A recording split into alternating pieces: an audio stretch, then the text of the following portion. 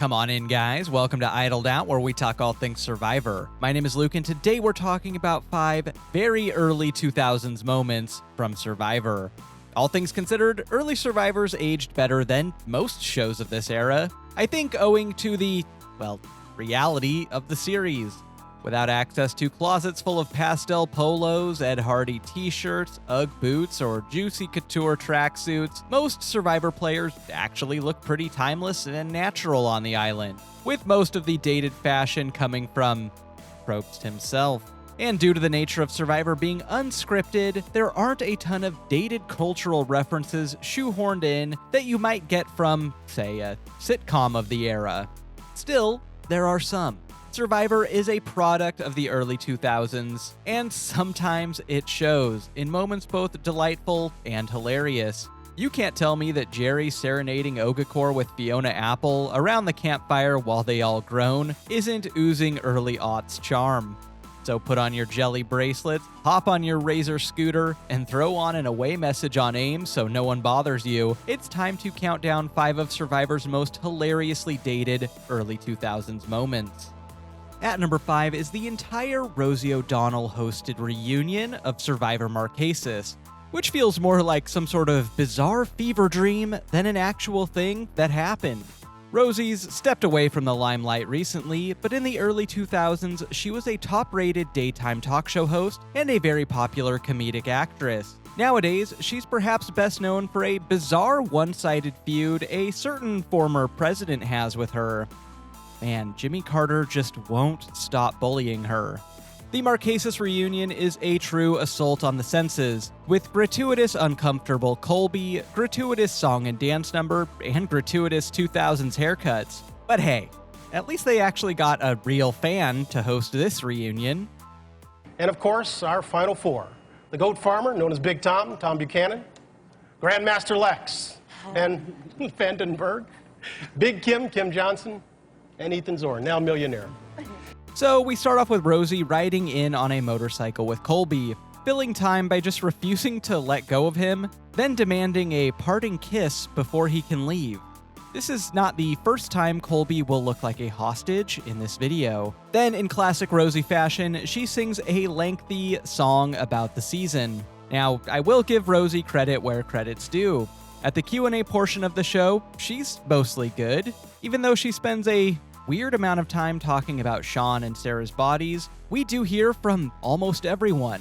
And even though Rosy was personally rooting for Kathy, she spends a lot of time with Vesepia, getting her perspective on things and letting her explain her game. But it's still full of that manic Rosy energy. She can't sit still, and her voice is about 10 or 20 decibels louder than everyone else's. She saves the best for last, making everyone but Vesepia put on a blindfold and eat a mystery item live on TV in order to win a prize. This is truly a glorious train wreck of a reunion I'd highly recommend going back and revisiting.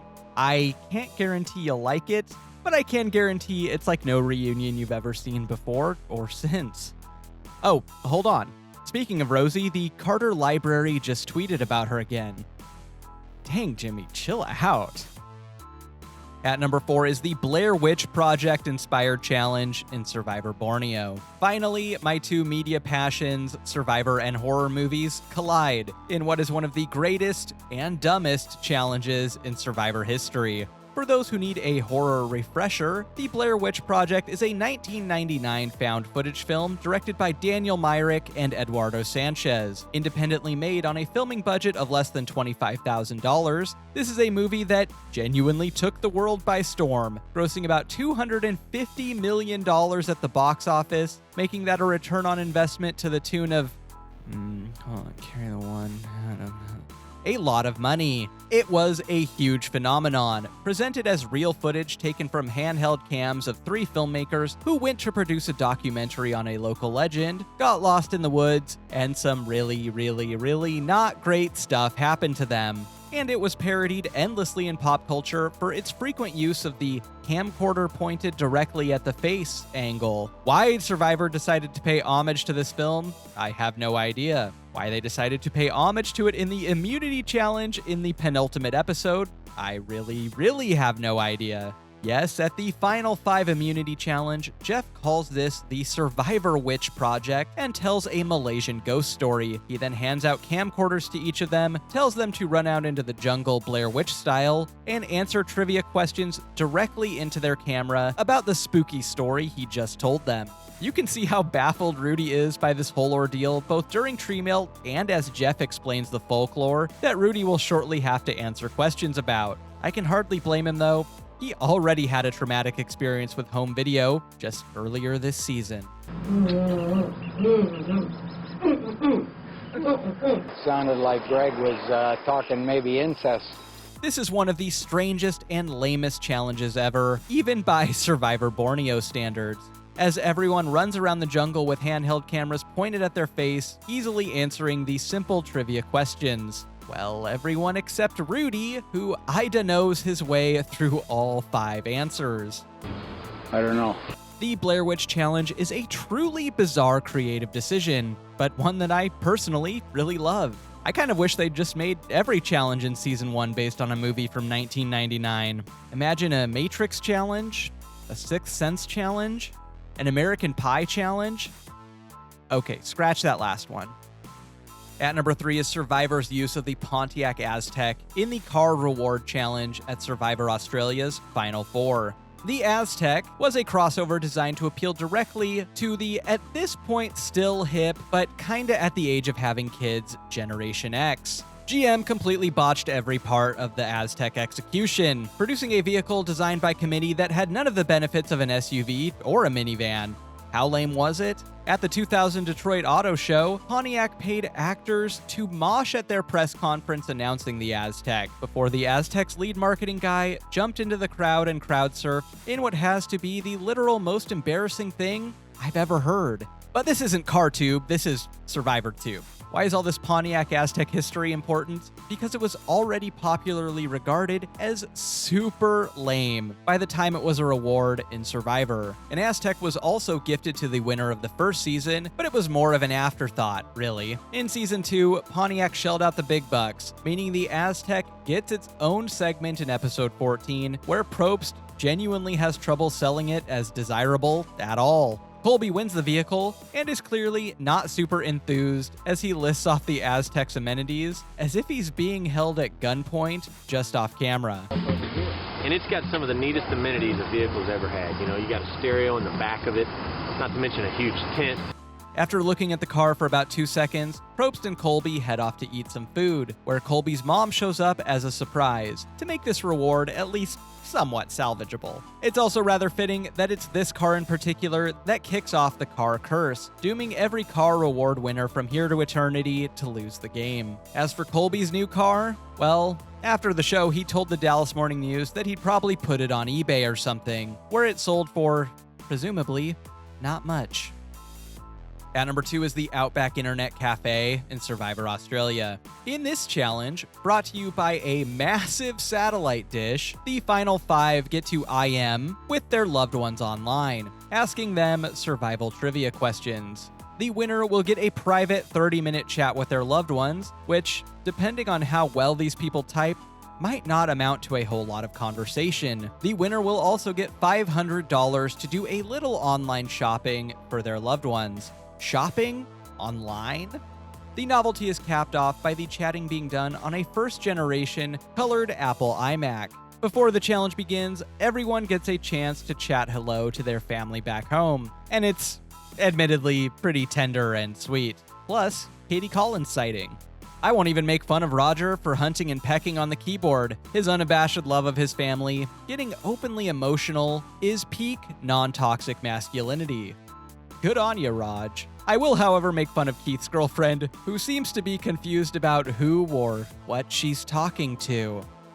After much slow typing on everyone's accounts, Tina's family, whose username is OneDolphin1, wins. I'd be remiss if I didn't mention all the goodbyes, particularly Keith's, who sweetly proposes via instant message to his partner after finding inspiration in a shooting star flying across the endless, beautiful outback sky in the early hours of the morning. As he hits enter, he anxiously awaits her response.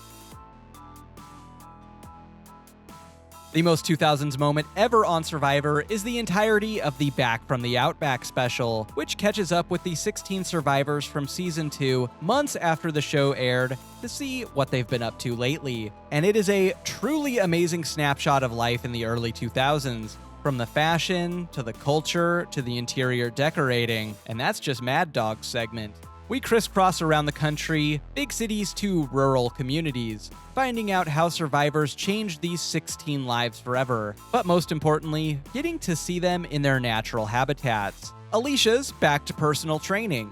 Mitchell's doing whatever this is. Mike Scoopin's speaking at middle schools.